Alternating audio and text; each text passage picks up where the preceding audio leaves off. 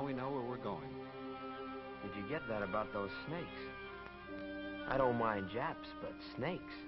How did the skipper say it? Okie. I heard him. He said Okinawa.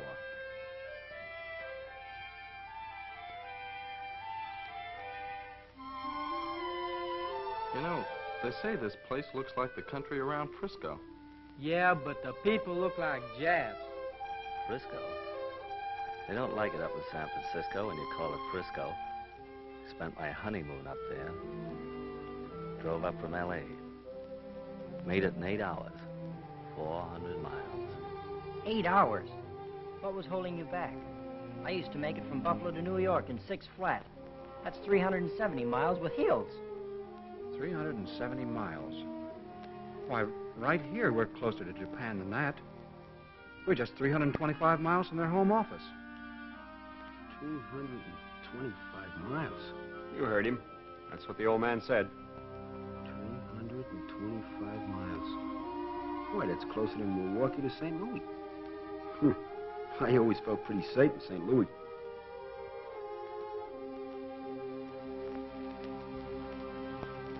It's awfully close. Mighty close. Yes, mighty close. Especially for a modern bomber with a job to do. About an hour's run from any number of Jap airfields. But here we were, closer than any fleet in history to a major land-based air power. At Midway, in the Coral Sea, even in the Marianas, distance had been against the Japanese Air Force. But now, as our fleet sailed against the enemy inner islands, the range was easy for any Jap plane that could fly. There were those who said no fleet could risk it, but the stakes were high. With Okinawa in our hands, we could control the China coast, send swarms of planes to smother Japan.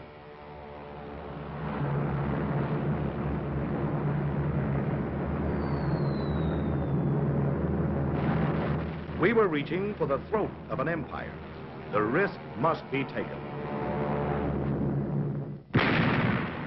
On the island of Okinawa, 5,000 miles from San Francisco, the earth shook from a fearful pounding by our ships and planes.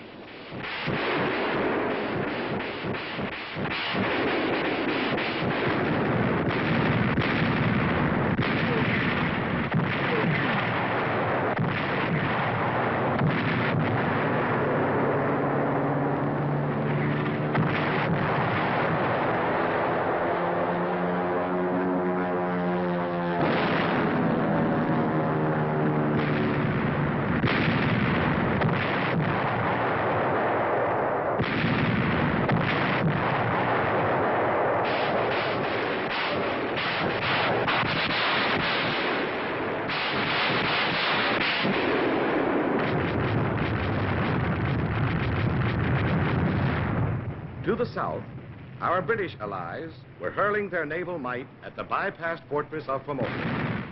They were raking Sakashima with shell and bomb. England's greatest battleships and newest carriers were there, screening us on the south, paying off with pleasure an old debt to Nippon.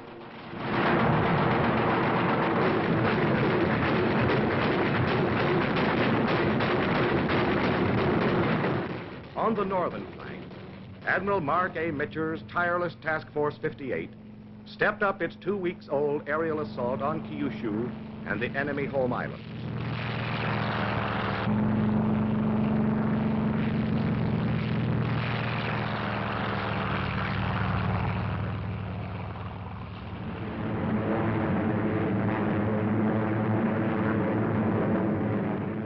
It was the 4th of July in reverse, on Japanese shipping, harbors, airfields, factories.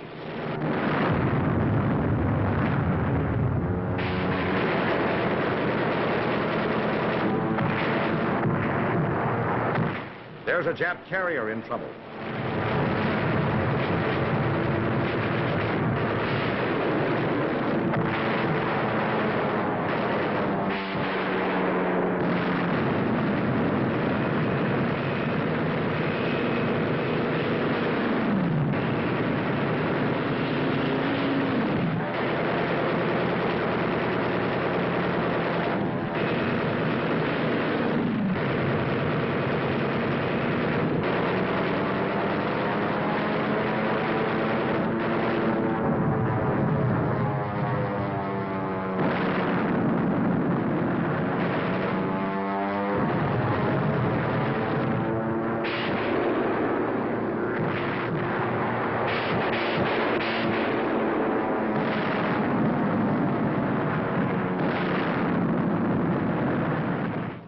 Men of the Navy, 400,000 men, called it Love Day. Elsewhere in the world, it was Easter Sunday, 1945. At 8:30 that morning, the Marines and the Army went in.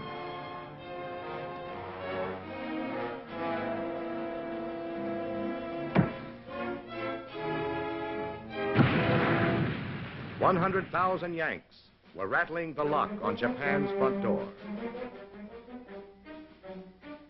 They were plowing sacred soil with American boots, tractors, tanks.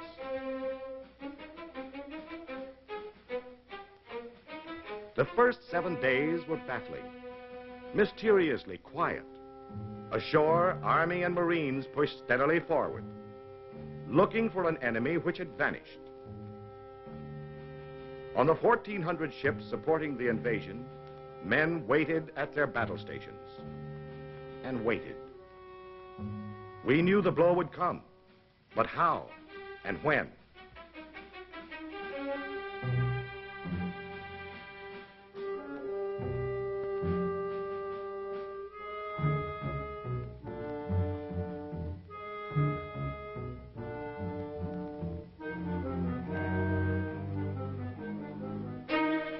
Then it struck.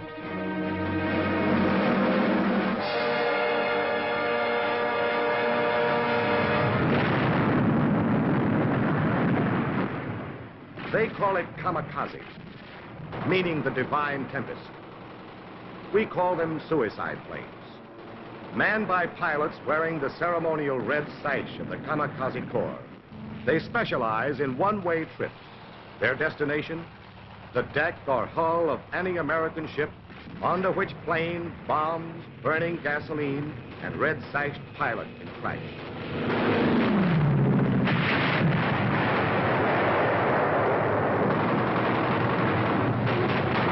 Japan's secret weapon was no secret to our gunners or our flyers, who for months had been tinting the far Pacific with those same red sashes. But now, to meet our latest challenge, our deepest thrust, there rose every plane that could fly, new or old, from the very heart of Japan itself.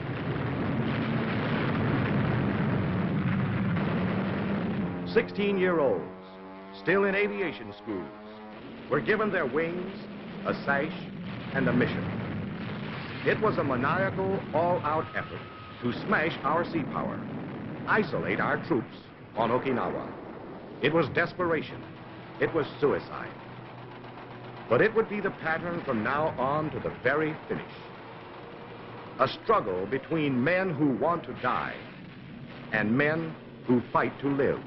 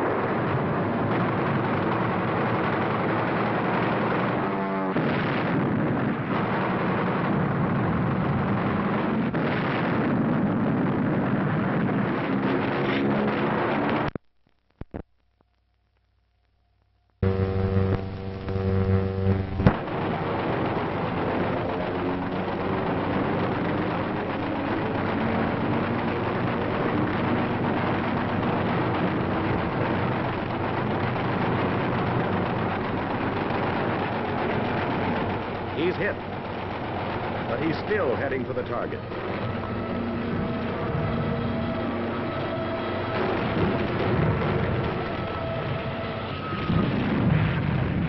Missed.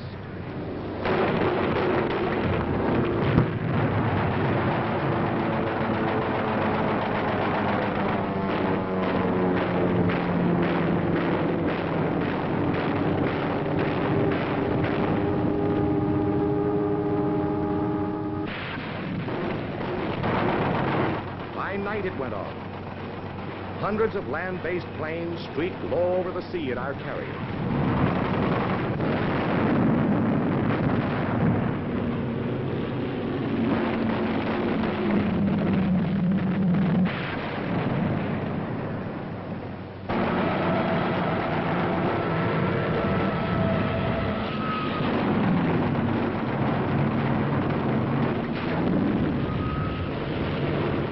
drove out at the dawn, raced through dull overcast to throw themselves in screaming, smoking fury at Admiral Richmond Kelly Turner's ships off Okinawa.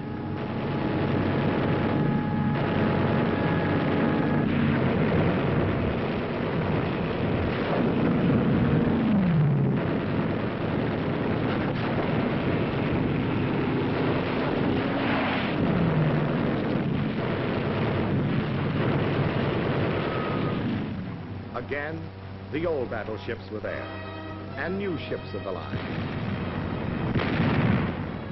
And a rugged little man named Ernie Pyle. There was no retreat. This was the fleet that came to stay, that had to stay.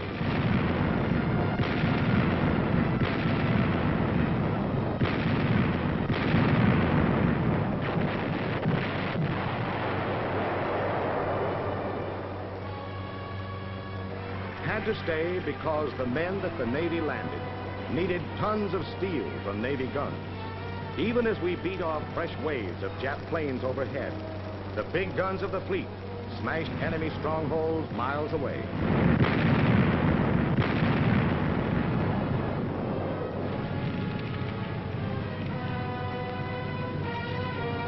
Had to stay because our men advancing through the rice paddies and over the steep ridges had to have close air support from the baby flat tops. In the air control room aboard the command ship, strike upon strike was ordered.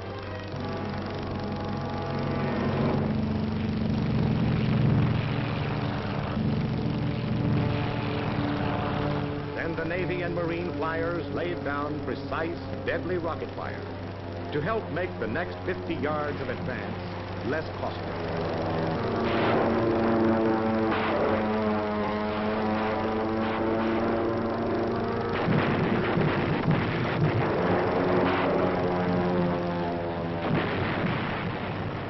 This was the fleet that had to stay because always the stream of supplies to those troops must be steady and huge. A bridge of ships was thrown across the Pacific to bring our men more food, more medicine, more ammunition. And waiting at the end of the longest supply route in any war were the kamikazes. It was weird. It was savage.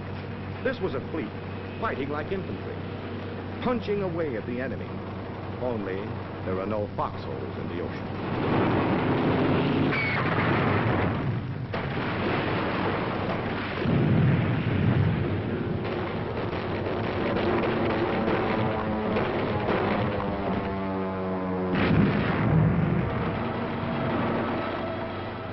March 18th to the 21st, 556 Japanese planes destroyed.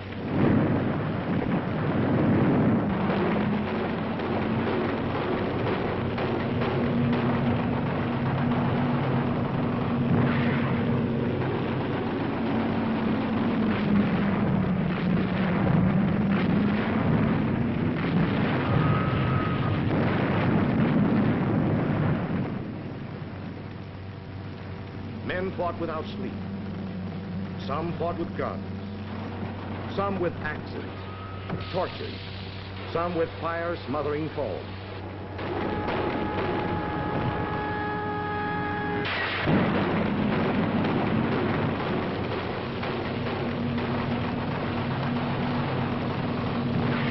It was fix and fight at the same time.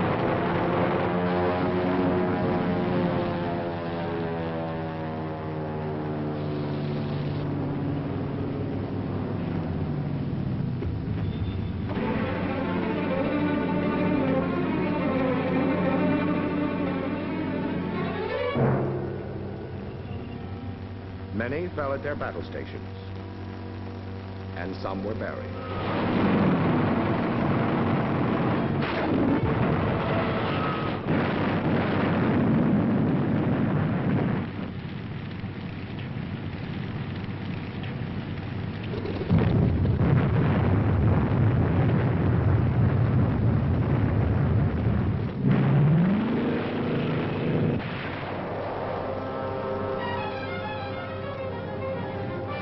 give up the ship became more than a schoolbook legend. It became a fact of life.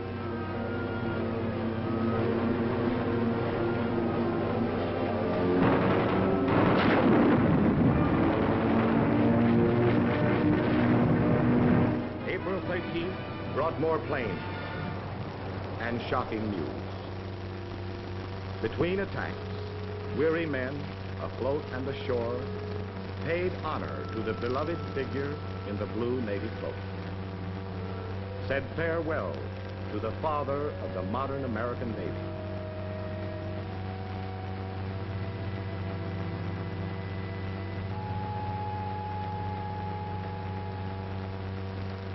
Then they turned and met the next assault. During 3 fabulous months, thousands of aircraft were hurled against our ships. But only 10% ever slipped through our air patrol. Yet the siege by air went on. The Japanese beast still spat zero. April 6th, 277 enemy planes shot down. April 12th, 100 planes. May 3rd, 97.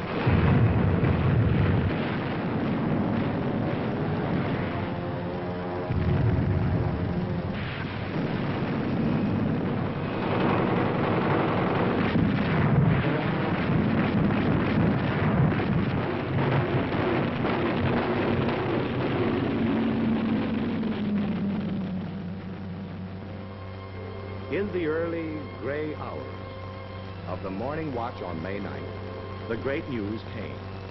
VE Day in Europe. It came first to the lookouts, to the men who stand guard while the others sleep. Men were glad and grateful. Home seemed a little nearer. But for now, VE Day was simply the 1,247th day of our Pacific War. From the rolling decks of our carriers, the fighters rose once again to intercept the enemy.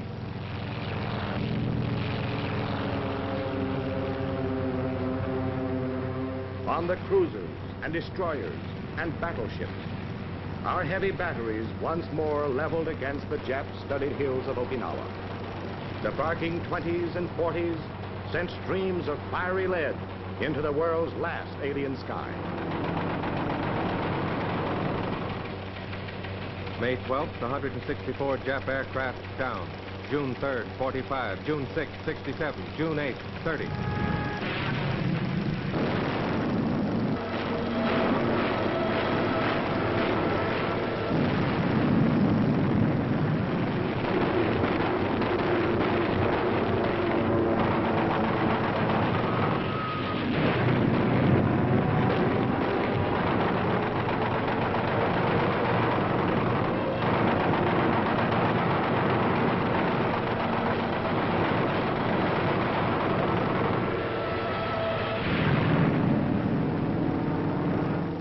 Week after vicious week, the most devastating air-sea battle of all time wore on. The Japanese paid with their Air Force, with their newest ships, 4,232 planes.